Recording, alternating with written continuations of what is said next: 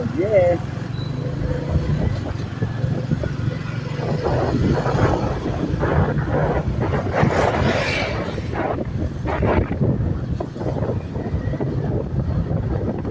Summer in Laguna.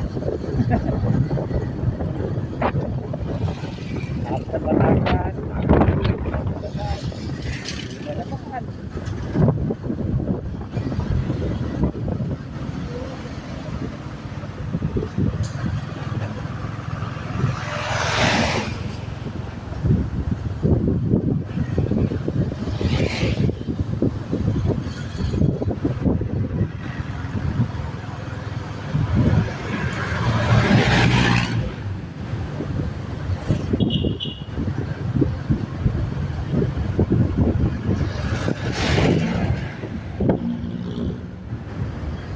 Kasita.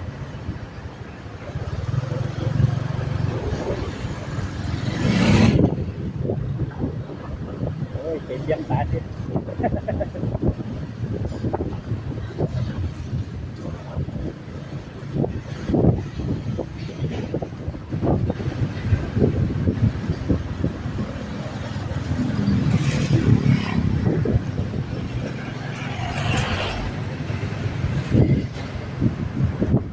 Nakapagulay lang.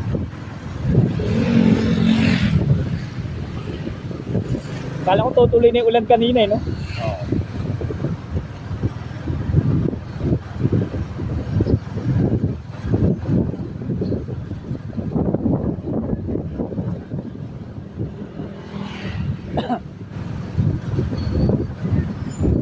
So, we're heading back to Cavite.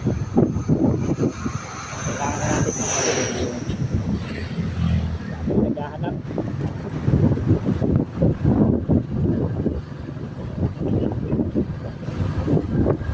Akala ko nga Carmona eh. Kasi Carmona, ano pala, GMA. Oo. Sinabi niya kasi shop eh. Hindi naman shop ng ano. Oo. Hindi na shop.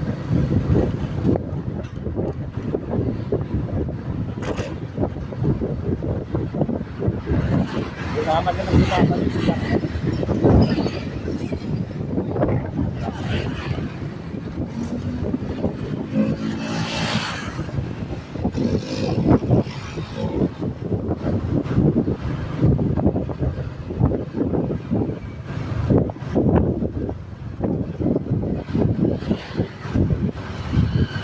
Lalo in Laguna. Mga nakakaalam nito. Shoutout pala kay Roland Antonio ng Barangay Langgam, San Pedro, Laguna. Dito din yun. Sa magkasunod yan ha, Kalendola, kabilang ko.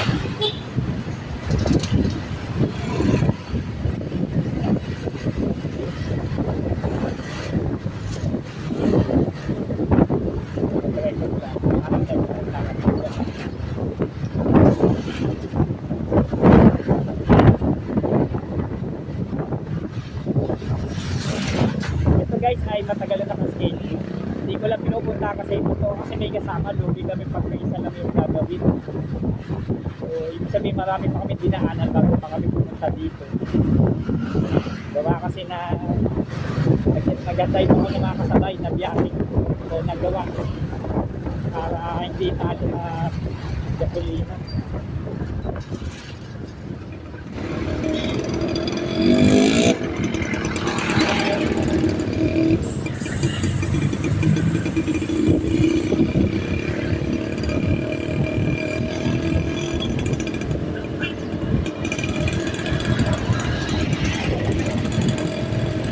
Dahil sa Mendoza. Galing tayo ng Barangay San Anton.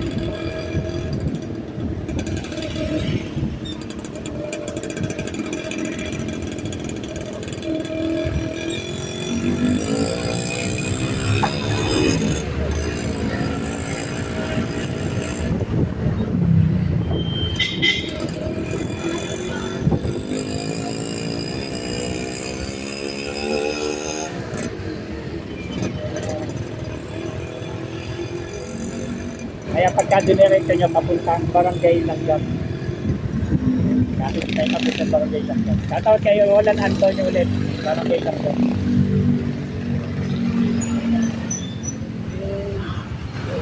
Kapit.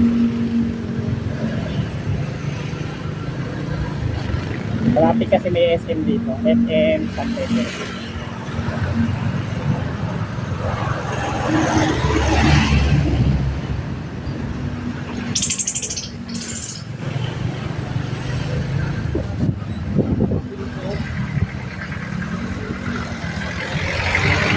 Isipin mo yung motor ni Nonoy pare, yung motor na wave. Dito inuuwi yung pare. Ha? Sa langgam. Dito? Oo. Ni Roland. Nasira kasi yung spoopy niya eh. Ba ano din yung pare, 7 buwan.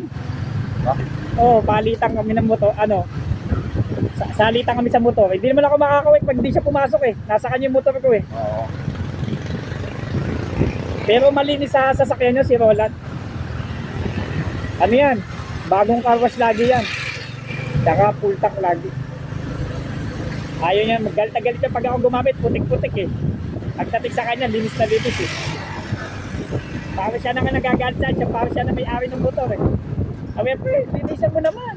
Uwi ako, ganyan kadumi. Lilinisan niya pa yun. Bago yung umalis ng opisina, pupunas-punasan niya pa yun ng kanebo. Hindi nga makapin sa motor eh. Gusto niya makinis na makinis eh. Hindi ako naman tuwa-tuwa kasi maganda nga naman.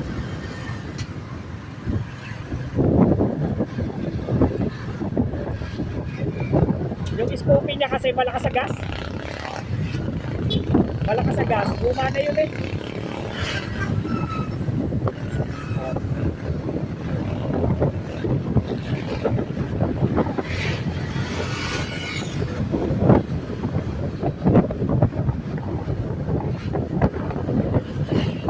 Ito yung backdoor ng kabili. So, yung iba, commonly, doon sila dumadaan sa alin. Sa may Central Mall, doon sa may Binyan. Sa mga nakakalam ng shortcut na to, galing San Antonio, Carape. Papuntang GMA Cavite na to. So, medyo masikip lang dito, gawa ng may SM. Ay, yung dadaan.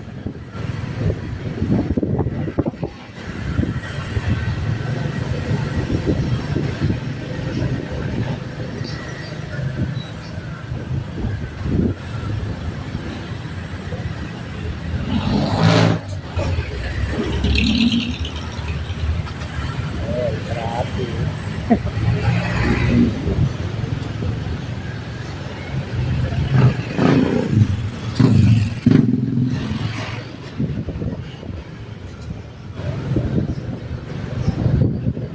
So, kaway-kaway, comment down below sa mga nakakaalam ng lugar na to. Somewhere in Lagoon. Sinabi ko na nga pala kanina. Buhay pa pala IETI. Di ba may ganyan dati sa Bako? Meron. IETI. Sa Imus yata yun, no? Ha? Sa Imus, Babako. Parang niyog yata, no? Di ba Oreo? Bakor yata, no? Oo. IETI, di ba? Oo. Diyan nag-aral yata sila Nonoy, saka si Daday. Ah. Alam ko IETI sila eh. Kaso natanggal yung sa nyug, di ba? Sa nyug. Oo. Naging ano na yun, IS no?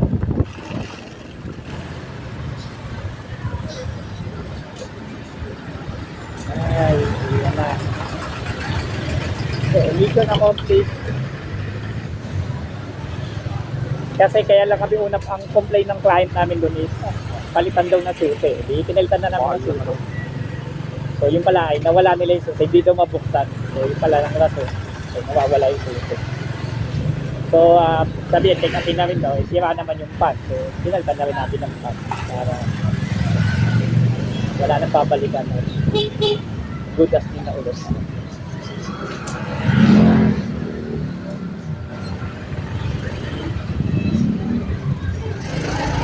SM San Pedro.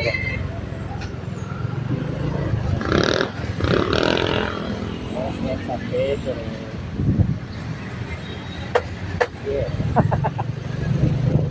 SM Hypermarket.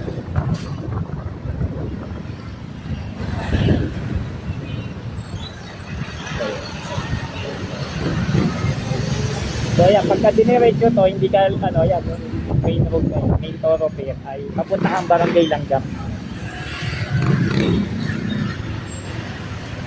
So ito na